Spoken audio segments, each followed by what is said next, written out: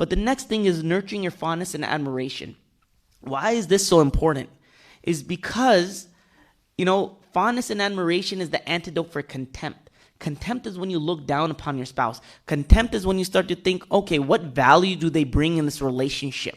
You start thinking like, you've been married for so long, and now you start thinking like, man, even if I ask my spouse, they're not going to bring any value to this conversation. I'm just going to make my own decision, right? And then the spouse says, well, why didn't you consult with me? Why didn't you ask me? And in the back of your mind, you know why you didn't ask them, because you're like, what value would have you brought, right? But you just say, oh, I just forgot, or you make up some excuse. But when you have this fondness and admiration for your spouse, the respect level grows.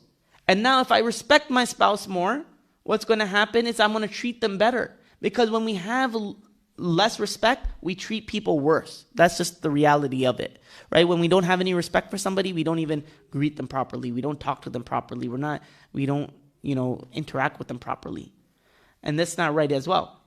And so what also happens is when we have this fondness and admiration, our spouses see that we value them, and they're willing to keep doing those things that we value. So often couples will say, well, you used to do this when we first got married, but you don't do this anymore.